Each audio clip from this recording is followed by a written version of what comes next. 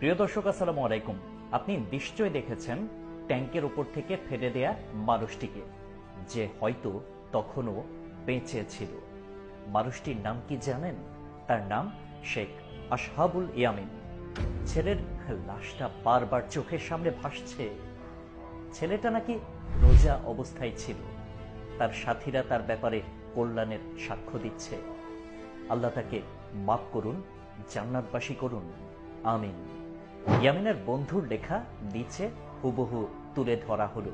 আমার বন্ধু ইয়ামিন আর নাই, আমার রুমমেট আর নাই, ওসমানী হল রুম নং 619 আর নাই, আমার রাত 3টায় আড্ডা মারার সাথী আর নাই, আমার সাথে কাচ্চি শেয়ার করার সাথী আর নাই, আমার হিউমারলেস জোকে হাসার সাথী আর নাই, আমাকে গেমসের কাহিনী বলার সাথী আর নাই, আমাকে বাসা থেকে আনা খাবার দেওয়ার সাথী আর নাই, আমার ভুলগুলা ধরাই দেওয়ার সাথী আর নাই।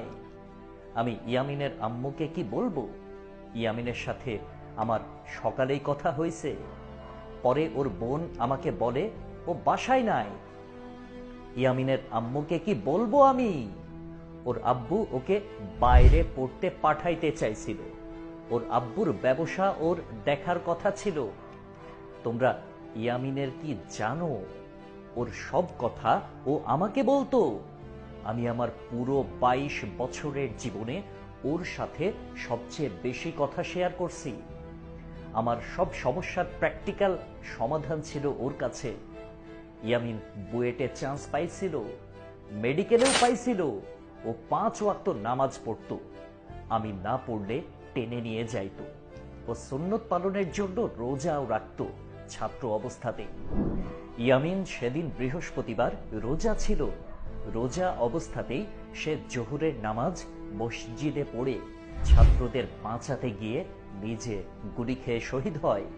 ওর আব্বুর পুরা ফ্যামিলি নিয়ে মালয়েশিয়াতে শিফট করার কথা ছিল, কিন্তু তারা যায়নি ইয়ামিনের দেশপ্রেমের জন্য। ওকে ফিউচারের কথা জিজ্ঞেস করলে ও বলতো ও খুব সিম্পল লাইফ চায়, আজীবন। শুনে অনেক রাগ উঠত আমার। অনেক পটেনশিয়াল ছিল ওর মধ্যে। আমাকে সব সময় বলতো মানুষকে আমার ক্রিয়েটিভিটি দেখানো উচিত।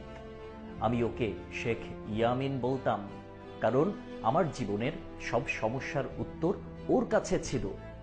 আর দেখব না ইয়ামিনকে মৃদু নিষ্পাপ মিষ্টি হাসি মুখটা নিয়ে সবার শেষে হলের ডাইনিং এর খাবার খেতে বসতে। আর দেখব না হাস্যোজ্জ্বল মায়াবী মুখটা।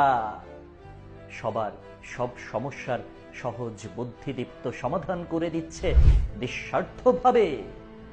তার কাছে গেলে কেমন শান্তি শান্তি লাগতো। নিজে সবচেয়ে বিনয়ী হয়ে যেমন সবার সমস্যার সমাধান দিত, তেমনি ভাবে ছাত্রদেরও